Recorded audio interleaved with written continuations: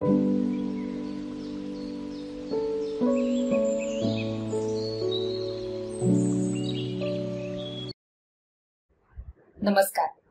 मी सुप्रिया तुम्हा सर्वांचं स्वागत करते आहे आपल्या चॅनलवरती स्वयंभू विजयी भव। आजचा विषय हा सगळ्यांसाठी खूप उपयुक्त असा विषय आहे। तो आहे व्हिज्युअलायझेशन टेक्निक। आता तुम्ही म्हणाल की व्हिज्युअलायझेशन टेक्निक हे काही नवीन नाहीये।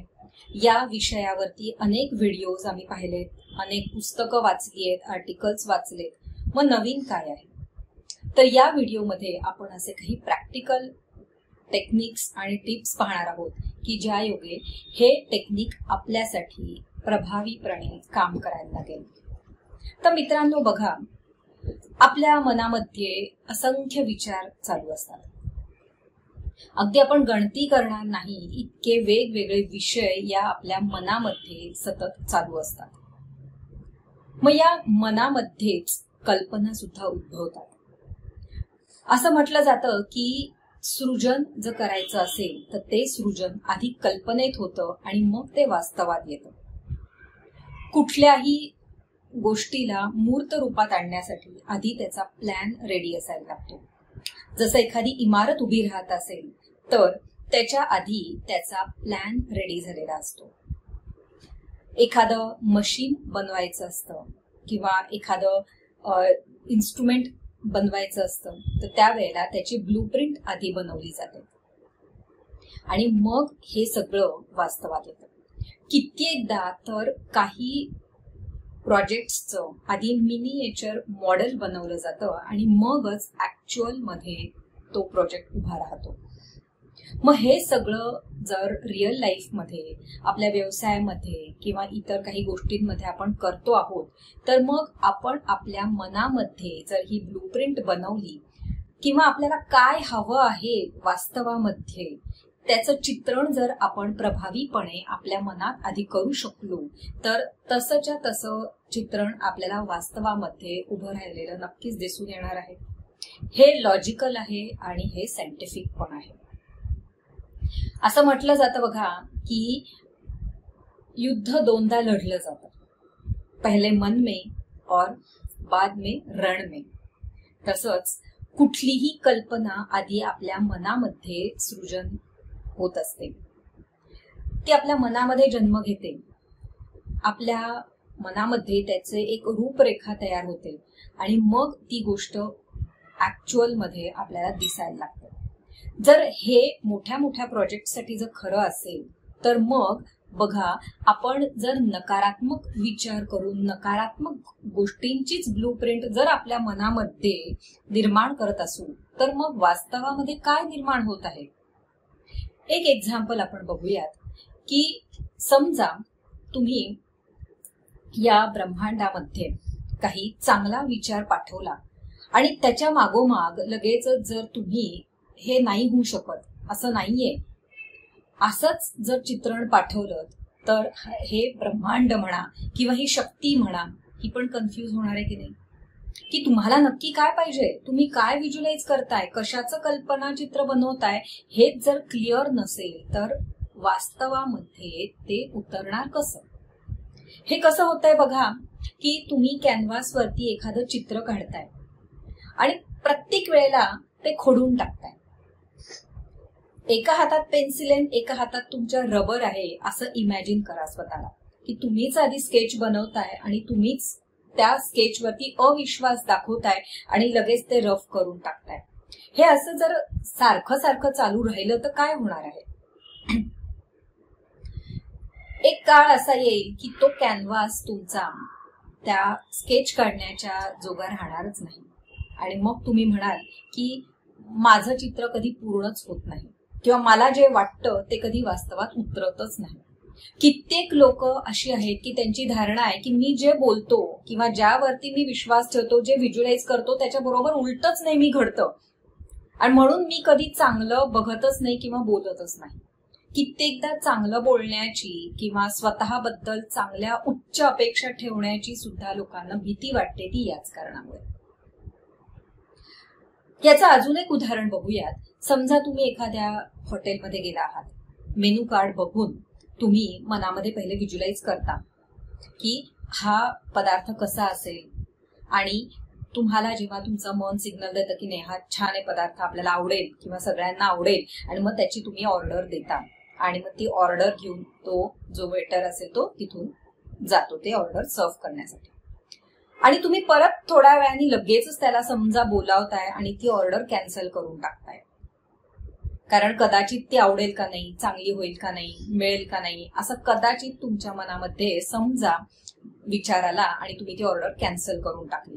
मग आता तुम्ही ऑर्डर कॅन्सल करून टाकलेली आहे आणि मग आता तुम्ही वाट बघत बसला आहात ते जेवण सर्व्ह होण्याची.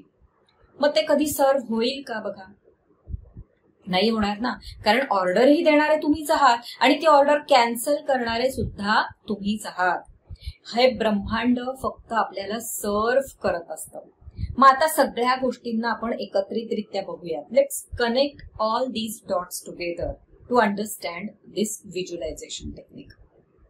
तुम्ही ऑर्डर देणारे आहात, म्हणजेच व्हिज्युअलायझेशन करणारे तुम्ही आहात.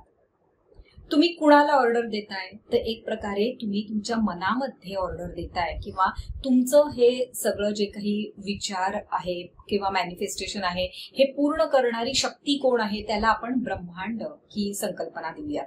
त्याला तुम्ही देव म्हणा, ईश्वर म्हणा, परमात्मा म्हणा, किंवा तुमचे कुणी इष्टगुरु असेल, देवता असेल, त्यांचं नाव द्या, कुणाचंही नाव द्या. ही शक्ती सर्वत्र सारखीच आहे, ती अनंत आहे.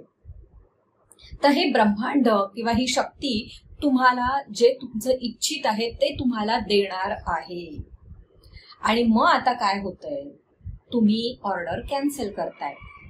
मग त्या शक्तीला किंवा त्या ब्रह्मांडाला, त्या परमात्म्याला एवढंच माहितीये की तुम्ही जे मागाल ते द्यायचं. मग तुम्ही मागताय आणि त्यानंतर तुम्ही ते कॅन्सल पण करून टाकताय, आणि मग तुम्ही वाट बघत बसताय की अरे मला अजून सर्व्ह झालंच नाही. मग कसं बरं सर्व्ह होईल, किंवा कसं मग अशा वेळेला आपलं व्हिज्युअलायझेशन किंवा कुठलंही असो मॅनिफेस्टेशन टेक्निक आपलं काम करेल बरं. यासाठीच आपल्याला काय करायचंय, तर विश्वास ठेवायचा आहे. द सिक्रेट या पुस्तकाचा आधार घेऊन एक इथं सांगते की आपण आधी मागायला पाहिजे, मागताना क्लॅरिटी पाहिजे, मग विश्वास ठेवला पाहिजे की हो मी जे मागितले ते मला मिळणार आहे, आणि मग त्यानंतर तुम्ही थोडा काळ वाट पाहिली पाहिजे, श्रद्धा ठेवून वाट बघितली पाहिजे की मला मी जे मागितले ते मिळणारच आहे. तर हे अगदी साध्या सोप्या शब्दांमधलं किंवा साध्या सोप्या प्रकारचं खरं तर व्हिज्युअलायझेशन किंवा कुठलंही मॅनिफेस्टेशन टेक्निकचं खरं तर हा फॉर्म्युला आहे. मग आता मला सांगा की यामध्ये आपण जर नकारात्मकतेमध्ये जात असू की मी ऑर्डर दिलीये आणि मी ती ऑर्डर कॅन्सल केलीये, आणि ती कॅन्सल केल्यानंतर आता मात्र माझ्या मनात विचार येत आहेत की अरे अजून कशी ती ऑर्डर सर्व्ह झाली नाहीये, किंवा माझं नशीबच खराब आहे का, मला काही मिळतच नाहीये का, किंवा माझी योग्यता नाहीये का म्हणून मला कुणी आतापर्यंत सर्व्ह केलं नाहीये का. अशा विचारांमध्ये आपण नकारात्मकतेमध्ये जातो, पण आपल्याला खरं तर हेच कळत नाहीये की केवळ आपल्या शंका घेण्यामुळे, आपल्या विकल्प करण्यामुळे, अविश्वास दाखवण्यामुळे ती ऑर्डर खरं तर आपण इनडायरेक्टली कॅन्सल करत असतो. आणि कॅन्सल झाल्यानंतर आपण वाट बघतोय की अजून का नाही सर्व्ह झाली, किंवा माझं कधी काही चांगलं होतच नाही, माझं टेक्निक कुठलंच काम करतच नाही, हे मग आपण बोलत राहतो, कंप्लेन करत राहतो, आणि मग आपल्याला याच्यातून काहीच मिळत नाही. तेव्हा हा मॅनिफेस्टेशनचा किंवा व्हिज्युअलायझेशनचा फॉर्म्युला जर आपल्याला वापरायचा असेल प्रभावीपणे, तर काय करायचंय, तर मागा, विश्वास ठेवा, आणि ते तुमच्यापर्यंत नक्कीच पोचणार आहे या श्रद्धेमध्ये तुम्ही राहा. आता हे व्हिज्युअलायझेशनला सगळं कसं अप्लाय करायचं, तर बघा व्हिज्युअलायझेशन म्हणजे काय आहे खरं तर आपण मनामध्ये आधी विचार करतो की मला ही एखादी गोष्ट पाहिजे. समजा मला इंटरव्ह्यूला जायचं, मग आपण आधी मनात काय विचार करतो की मी इंटरव्ह्यूला जाणार आहे, माझा इंटरव्ह्यू चांगला होत आहे, आणि मग त्यानंतर मला काय असेल तो रिझल्ट मिळणार. हे जनरल आपण मनामध्ये विचार आणतो. मग आता बऱ्याचदा आपण जेव्हा व्हिज्युअलायझेशनचं टेक्निक म्हणून वापरत नाही तरी आपण व्हिज्युअलायझेशन करतच असतो. तर आपण काय करतो व्हिज्युअलायझेशन, की अरे आपल्या डोक्यात विचार चालत राहतात की आपण तिथं गेलेलो आहोत, आपल्या समोर पॅनल बसलेलं आहे इंटरव्ह्यू घेणारं, ते पॅनल आपल्याला प्रश्न विचारत आहेत, आपण उत्तरं देतोय.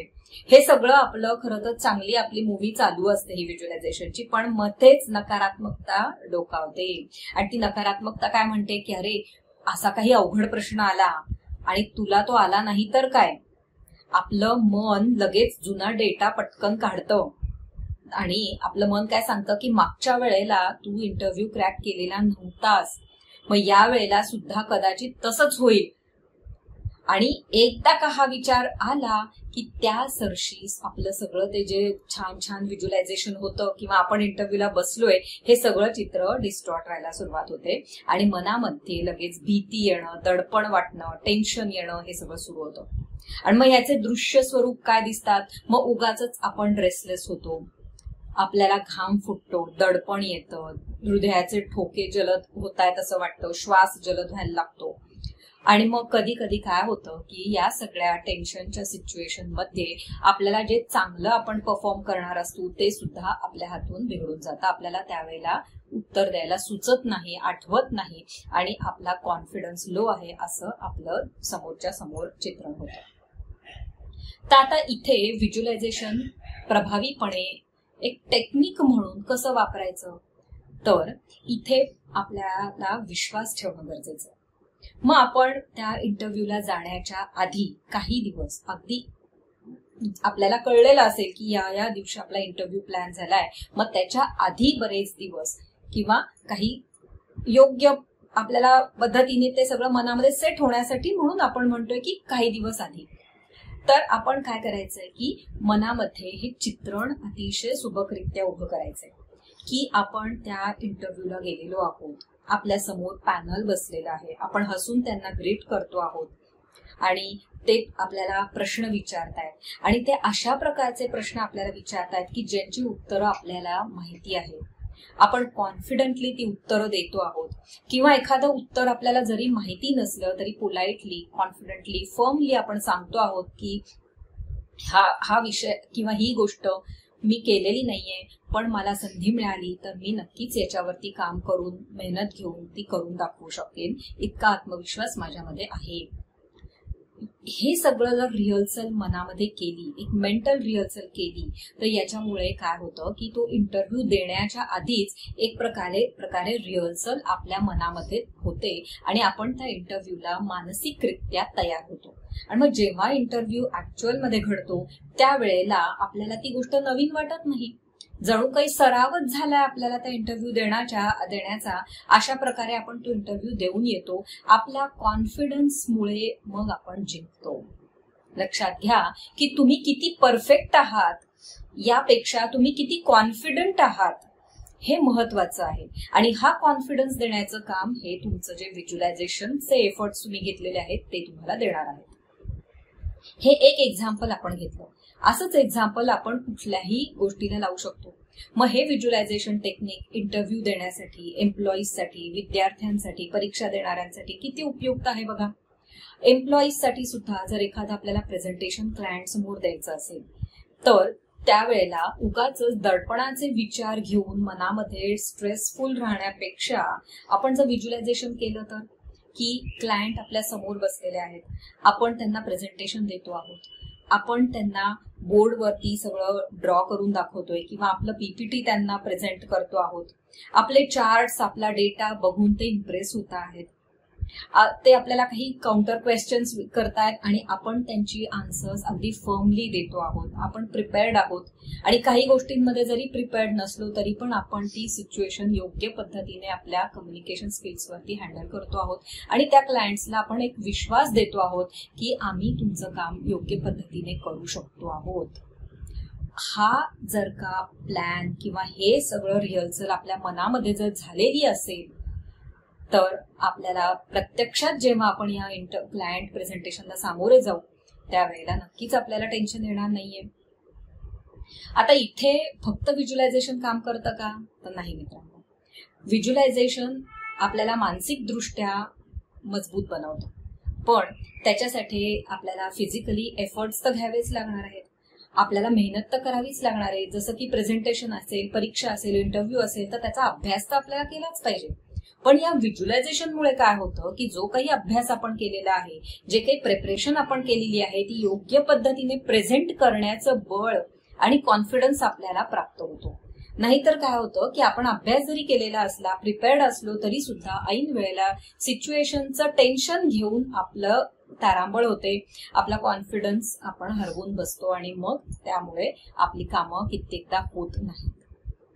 आता याच गोष्टीतलं अजून एक उदाहरण घ्यायचं झालं तर हा प्रसंग, हे व्हिज्युअलायझेशन काही फक्त आत्ताच्या एक्झाम्पल्सनुसार विद्यार्थ्यांना किंवा परीक्षार्थींना किंवा इंटरव्ह्यूजला, एम्प्लॉईजलाच लागू होतं असं नाही.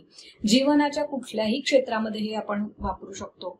आता कधी कधी काही वेळेला काय होतं की गृहिणींना कुणी पाहुणे येणार असतील किंवा एखादा मोठा प्रोग्राम असेल, मोठा इव्हेंट असेल आणि त्याची जबाबदारी जर त्यांच्यावरती असेल तर त्यांना टेन्शन येऊ शकतं. मग अशा वेळेला सुद्धा हे टेक्निक प्रभावीपणे काम कसं करेल ह्याचा विचार आता तुम्हाला नक्कीच सुचायला लागला असेल. बघा, तो इव्हेंट आपल्याला कसा व्हायला हवाय किंवा आपल्याकडे जी काही आपल्यावरती जबाबदारी आहे ती आपण कशी पार पाडतो आहोत, मग आपलं कसं कौतुक होतं आहे किंवा आपलं सगळं ठरवल्यानुसार कसं सगळं व्यवस्थितपणे बनतं आहे, ह्याचं व्हिज्युअलायझेशन आपण जर रोज रोज करत राहिलो तर ज्या वेळेला ऍक्च्युअल तो इव्हेंट असेल, प्रोग्राम असेल किंवा घरी कुणी येणार असतील, तो कार्यक्रम असेल, तर त्या वेळेला आपण आधीच मानसिकदृष्ट्या प्रिपेअर्ड असतो. रिहर्सल केल्यामुळे अनेक बारकावे सुद्धा आपल्याला आधीच लक्षात येतात. एक म्हणतात ना की तुम्हाला आधी योग्य अटेन्शन दिलं पाहिजे, म्हणजे अटेन्शन टू डिटेल्स, ही क्षमता सुद्धा या व्हिज्युअलायझेशनमुळे वाढते. आणि यासाठीच म्हटलं जातं की व्हिज्युअलायझेशन करताना त्यामध्ये क्लॅरिटी आणा. अगदी छोट्या छोट्या गोष्टी सुद्धा त्याच्यामध्ये नमूद करा, म्हणजे व्हिज्युअलायझेशन तुमचं इतकं खरं वाटायला लागेल की तेच प्रत्यक्षामध्ये येतं. आणि असे अनेक लोकांचे अनुभव पण आहेत की त्यांनी जसं व्हिज्युअलायझेशन केलं होतं, जेवढे बारकावे व्हिज्युअलायझेशन मध्ये टाकले होते, ते खरंच त्यांना परिस्थितीमध्ये, वास्तवामध्ये उतरलेले दिसलेले आहेत. कारण हे शास्त्रीय आहे, लॉजिकल आहे, यामध्ये कुठल्याही प्रकारची फसवणूक नाही, थोतांड नाही. आपलंच मन आपल्यासाठी काम करतं, कारण आपलं सबकॉन्शियस माइंडच खरं तर आपल्याकडून गोष्टी घडवून घेत असतं. आणि यासाठीच हे व्हिज्युअलायझेशन टेक्निक शिकून आपण ते वापरलं पाहिजे. मग आता याचे बऱ्याचदा तुम्ही असे अनुभव लोकांचे ऐकले असतील की मला घर पाहिजे आहे आणि मग त्या घरासाठी मी व्हिज्युअलायझेशन केलं. मग बऱ्याचदा असं सांगितलं जातं की मग तुम्हाला कसं घर हवंय त्याची क्लॅरिटी आधी आणा. मग ते तुम्हाला बंगला हवा आहे का, एखादं रो हाऊस हवंय का, अपार्टमेंट मध्ये हवंय, कसं घर हवंय, किती रूम्स हव्यात, कुठल्या लोकॅलिटीमध्ये हवं आहे, कधी हवं आहे, हे सगळं तुम्ही जर अगदी व्यवस्थितपणे क्लॅरिटी आणून जर व्हिज्युअलाइज करत राहिला तर नक्कीच ते वास्तवात येणार, ही खात्री बाळगा. कित्येकदा लोक त्यामध्ये इतका जिवंतपणा ओततात की घरामध्ये इंटिरियर कसं असेल, त्या घराला कुठला कलर तुम्ही दिला आहे, घरामध्ये कुठलं शोपीस लावलेलं आहे, किंवा असंही व्हिज्युअलायझेशन केलं जातं की माझ्या घराच्या टेरेसवरती बसून मी चहा पित आहे, कॉफी घेत आहे, मित्रमंडळींची गप्पा मारतो आहे, हॉल अशा प्रकारे सजवलेला आहे. इतक्या मायन्यूट डिटेल्स पर्यंत लोकांनी व्हिज्युअलायझेशन केलेलं आहे आणि त्यांना त्याचा खराखुरा अनुभव पण आलेला आहे. कारण आपल्या मनात जे रेकॉर्ड सारखी वाजत असते ना, तेच आपण या ब्रह्मांडामध्ये सिग्नल्स प्रक्षेपित करत असतो आणि तेच आपण परत रिसीव्ह करतो आपल्या आयुष्यामध्ये आणि त्यानुसार सगळं आपल्या आयुष्यामध्ये गोष्टी घडायला सुरुवात होत असते. हे त्यामागचं खरं तर कारण आहे. मग आता व्हिज्युअलायझेशन करताना एक टीप आपण इथे लक्षात ठेवू शकतो की जसं आता आपण पाहिलं की जेवढी क्लॅरिटी तुम्ही आणाल किंवा तुमच्या त्या कल्पना चित्रामध्ये जेवढा जिवंतपणा तुम्हाला आणता येईल ना, तेवढा तुम्ही आणा आणि मग बघा की वास्तवामध्ये तुम्हाला ते सगळं खरंच्या खरं झालेलं दिसेलच. मग यासाठी आपल्याला जर का एवढं व्हिज्युअलायझेशन टेक्निक आपल्याला जर नसेल जमत तर काय करायचंय, तर आपण एक स्क्रिप्ट लिहून घ्यायचंय आपलं. मग त्या स्क्रिप्टमध्ये हे सगळे मुद्दे लिहून काढायचे की समजा मला घर हवं आहे तर मग ते कधी हवं आहे, कुठे हवं आहे, कसं हवंय, किती रूम्स आहेत, आता म्हटलं तसं हे सगळं लिहून काढायचं आणि ते स्क्रिप्ट आपण वाचायचं किंवा आणि वाचून वाचून मग ते आपोआप आपल्या मनामध्ये एकदा चित्र पक्क झालं की ते व्हिज्युअलायझेशन तुम्हाला सोपं जातं. किंवा तुम्हाला कार हवी आहे, तर मग ती कार कोणत्या मॉडेलची हवी आहे, कुठल्या कलरची हवी आहे, त्यामध्ये कुठले फीचर्स तुम्हाला हवे आहेत, तुम्हाला ती का चालवायची, तुमचं इंटेन्शन काय आहे त्याच्या मागचं. तर हे सगळे क्लॅरिटीचे पॉइंट्स आपण जर का आपल्या त्या व्हिज्युअलायझेशनच्या स्क्रिप्टमध्ये टाकले आणि रोज रोज ते चित्र जर आपण बघत गेलो तर हे सगळं वास्तवात उतरायला वेळ लागत नाही. थोडाफार वेळ पुढे मागे होऊ शकतो, पण हे अशक्य नाहीये. कधी ना कधीतरी हे आपल्या आयुष्यामध्ये येतच येतं. आणि यासाठी द सिक्रेट या सिरीज मधली सगळी पुस्तकं जर आपण वाचली तर त्याचा आपल्याला खूप फायदा होतो. कारण इतक्या प्रभावीपणे त्यामध्ये या सगळ्या गोष्टी सांगितलेल्या आहेत की त्याचा आपल्या मनावरती प्रभाव होतोच होतो आणि आपोआप आपण त्या गोष्टी योग्य पद्धतीने हाताळायला लागतो. तर तेव्हा महत्वाचा मुद्दा आपण आतापर्यंत काय पाहिलाय, तर आपल्याला जे हवं आहे त्याचं आपण अगदी क्लॅरिटी आणून स्क्रिप्ट तयार करणं, ते मनामध्ये कल्पनाचित्र रोज रोज घोळवणं. जेवढं ते चित्र तुमचं पक्क होईल तेवढं ते वास्तवामध्ये यायला मदत होईल. तुमचा प्लॅन जितका परफेक्ट असेल तितकं तुमचं त्याचं एक्झिक्युशन आणि इम्प्लिमेंटेशन तुमच्या जीवनामध्ये होणार आहेच, यावरती विश्वास ठेवा मित्रांनो. तर हे असं व्हिज्युअलायझेशनचं टेक्निक आहे. याच्यामध्ये आपलं सबकॉन्शियस माइंड पण इन्व्हॉल्व झालेलं आहे. कारण आपल्या सबकॉन्शियस माइंडला म्हणजेच आपल्या अचेतन मनाला इमेजेस चांगल्या कळतात. त्याला तुम्ही पॅरेग्राफ द्या वाचायला, त्याला तेवढा कळणार नाही, पण त्याला जेव्हा तुम्ही चित्र द्याल ना तेव्हा ते चित्र त्या सबकॉन्शियस माइंडला चांगलं कळतं आणि मग सबकॉन्शियस माइंड त्याची पॉवर वापरून, त्याची सगळी शक्ती वापरून त्या गोष्टी तुमच्या जीवनामध्ये खेचून आणायला सुरुवात करतं. त्याला ते खरं आहे खोटं आहे माहिती नाही, चांगलं आहे वाईट आहे माहिती नाही. त्याला फक्त माहिती की तुम्ही रोज रोज ज्या गोष्टीची मेंटल रिहर्सल करताय, रोज रोज जे कल्पनाचित्र तुम्ही मनामध्ये घोळवता आहात ते चित्र प्रत्यक्षात आणण्यासाठी तो कटिबद्ध आहे. हे एवढंच आपण जरी लक्षात ठेवलं तरी आपलं व्हिज्युअलायझेशन टेक्निक खूप चांगल्या पद्धतीने होऊन त्याचा आपल्याला जीवनामध्ये चांगला फायदा मिळतो. याविषयीची एक खूप छान गोष्ट आहे आणि ती खरी गोष्ट आहे की नॅटन शॅरन्स्की यांचं नाव तुम्ही ऐकलं असेल. तर हे माजी बुद्धिबळपटू आहेत आणि इस्रायलचे हे मंत्री पण होते. इस्रायलच्या राजकारणामध्ये ते होते आणि त्यांना एकदा सोव्हिएत रशियामध्ये काही चळवळीमध्ये त्यांच्या अगेन्स्ट काही गुन्हे दाखल झाले आणि त्यानुसार त्यांना जेल झाली होती. मग त्या जेलमध्ये असताना त्यांनी स्वतःचं मानसिक खच्चीकरण करू दिलं नाही, तर त्यामध्ये त्यांनी चेस खेळण्याचा त्यांना खूप आवड होती. त्यामध्ये ते शिकलेले पण होते आणि मग ते मनातल्या मनात त्या जेलमध्ये असताना एकांतामध्ये सतत चेस खेळायचे. तेच अपोनंट आणि तेच खेळणारे आणि मग त्या चाली ते खेळत राहायचे आणि मेंटल रिहर्सल त्या चेसची ते मनामध्येच व्हिज्युअलायझेशन करून ते सतत ते चेस खेळत राहिले. असं काही वर्ष ते करत राहिले. सगळ्यांना हा वेडेपणा वाटायचा त्यांचा, पण त्याच्यामुळे ते स्वतःला गुंतवून ठेवू शकले, मनाला एक काहीतरी त्यांनी विरंगुळा देऊ शकले आणि व्हिज्युअलायझेशनच्या द्वारे मनातल्या मनात ते चेस खेळत होते.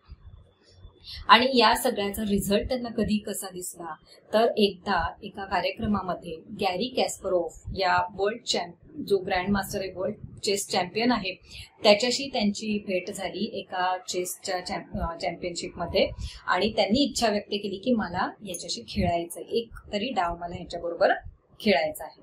आणि मग सगळे लोक आश्चर्य करू लागले की अरे हे तर काही आता सध्या चॅम्पियन नाहीयेत आणि या गॅरी कॅस्परोव्ह सारख्या मोठ्या व्यक्तिमत्वाबरोबर हे कसं काय खेळू शकतील. पण त्यांनी तो खेळला आणि त्यांनी गॅरी कॅस्परोव्हला हरवून दाखवलं, ते जिंकले. आणि त्यावेळेला त्यांनी याचं सिक्रेट सांगितलं की हे केवळ माझं मेंटल रिहर्सलचा परिणाम आहे. लोक त्यांना विचारतो की तुम्ही आता बरेच दिवस झाले तुम्ही चेस खेळलाच नाही आहात, मग तरी प्रॅक्टिस नसताना तुम्ही कसं काय याला हरवू शकला. तर ते म्हटले प्रॅक्टिस नाही कोण म्हणेल, मी जेव्हा जेलमध्ये होतो तेव्हा मी हेच तर काम करत होतो, ते सुद्धा मनातल्या मनात. मग बघा मित्रांनो, या गोष्टीचा संदर्भ इथे अशासाठी दिलेला आहे की व्हिज्युअलायझेशनसाठी काही टूल्स लागतात का? नाही लागत, काहीच साधनं नकोय. तुम्ही आणि तुमचं मन आणि तुमचे विचार संपलं, एवढंच तुम्हाला हवंय. त्यांना त्यांच्याकडे चेसबोर्ड नव्हता, खेळायला प्रतिस्पर्धी नव्हता, तरीही ते कंप्लेनमध्ये नाही गेले की मला चेस खेळायचा आहे पण माझ्याकडे चेसबोर्डच नाही किंवा माझ्याबरोबर खेळणारच कोणी नाहीये, आता मी काय करू, असं म्हणून जर ते रडत बसले असते तर त्या जेलमध्ये कधीच त्यांचं मानसिक खच्चीकरण झालं असतं. पण त्याच्या उलट केवळ त्यांनी मनामध्ये त्या चेस बोर्डचं चित्रण उभं केलं आणि त्यामध्ये ते स्वतः त्या सगळ्या ज्या काही चाली होत्या त्या खेळायला लागले. अनेक चाली त्यांना तिथं सुचत होत्या आणि अशा प्रकारे त्यांनी त्यांचं माइंड त्या चेस मध्ये आणखीन कल्टिवेट केलं आणि त्याचा रिझल्ट म्हणून त्यांना दिसलं की गॅरी कॅस्परोव्हला त्यांनी हरवलं. मग बघा, या आपल्या मानसिक चित्रणासाठी, काल्पनिक चित्रणासाठी कुठल्याही पैशांची गरज नाही, कुठल्या रिसोर्सेसची गरज नाहीये, काहीही तुम्हाला गरजेचं गोष्ट नाहीये. अमुक एका वेळेला बसलं पाहिजे असंही काही त्याला बंधन नाही, नियम नाहीत, काहीच नाहीये. फक्त एकच बंधन आहे, ते म्हणजे याच्यामध्ये नियमितपणा पाहिजे आणि विश्वास पाहिजे. अविश्वास दाखवला की तिथंच असं समजा एका हातात पेन्सिल, एका हातामध्ये रबर आणि तुम्ही स्केच काढताय, तुम्हीच ते पुसून टाकताय. जर पेन्सिल म्हणजे विश्वास आहे आणि हे रबर म्हणजे अविश्वास आहे, मग आता हे रबर थोडंसं बाजूला जर ठेवलं आपण तरच आपण त्या पेन्सिलीने सुंदरचं स्केच पूर्ण करू शकू ना. हीच गोष्ट आता मित्रांनो आपल्याला करायची आहे. तेव्हा आता वेळेच्या बंधनानुसार आपण व्हिडिओ इथेच थांबवतो आहोत, पण त्याआधी काही याची समरी आपण बघू की व्हिज्युअलायझेशन हे टेक्निक म्हणजे काय, तर साध्या सोप्या भाषेत म्हणजे फक्त आपलं कल्पना चित्रण, आपली मेंटल रिहर्सल, हे म्हणजे व्हिज्युअलायझेशन. मग जी आपण व्हिज्युअलायझेशन करतच असतो, इतर वेळेला सुद्धा मनामध्ये गोष्टी चालूच असतात, बघतच असतो. पण आता आपल्याला एखादी गोष्ट जर हवी असेल तर त्यासाठी त्याच्यामध्ये क्लॅरिटी आणायची, त्याचं एखादं स्क्रिप्ट वाटलं तर लिहून काढायचंय की ही गोष्ट का हवी, कशासाठी हवी, कधीपर्यंत हवी आहे, आणि बाकी सगळे जेवढे आपल्याला त्याच्यामध्ये डिटेल्स टाकता येतील तेवढे सगळे डिटेल्स टाकून ते स्क्रिप्ट आपलं बनवायचंय.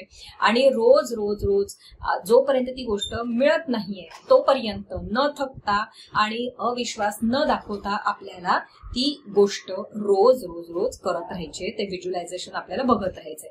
रात्री झोपताना एकदा केलं आणि सकाळी उठल्यावरती एकदा केलं तर अतिशय उत्तम. नाहीतर दिवसभरामध्ये जेव्हा वेळ मिळेल तेव्हा डोळे मिटून बसलं आणि ही सगळी आपले स्क्रिप्टची रिहर्सल आपण करत राहिलो तर हे झालं आपलं साधं सोप्या पद्धतीने केलेलं व्हिज्युअलायझेशन. पुढच्या येणाऱ्या व्हिडिओमध्ये आपण अजूनही काही मॅनिफेस्टेशन टेक्निक्स पाहू आणि ह्या व्हिज्युअलायझेशनचे अजून काही एक्झाम्पल्स पाहूयात की ज्यांनी हे आपल्याला खूप चांगल्या पद्धतीने आपल्या आयुष्यात वापरता येईल. तोपर्यंत तुम्ही पण विचार करून ठेवा की असे कुठले कुठले तुमचे प्रश्न आहेत, असे कुठल्या कुठल्या तुमच्या महत्वाकांक्षा आहेत, ध्येय आहेत, प्रोजेक्ट्स आहेत की जे तुम्हाला हे व्हिज्युअलायझेशनचं टेक्निक वापरून तुम्हाला सहज साध्य करता येऊ शकेल. तेव्हा आजपासूनच कामाला लागा आणि तुमचं व्हिज्युअलायझेशनचं स्क्रिप्ट, तुमचं कल्पना चित्रण बनवायला घ्या. तुमचे अनुभव, तुमचं यश कॉमेंट्समध्ये सर्वांसोबत जरूर शेअर करा, इतरांनाही प्रेरणा द्या. भेटूयात परत पुढच्या व्हिडिओमध्ये. तोपर्यंत धन्यवाद. Thank you so much.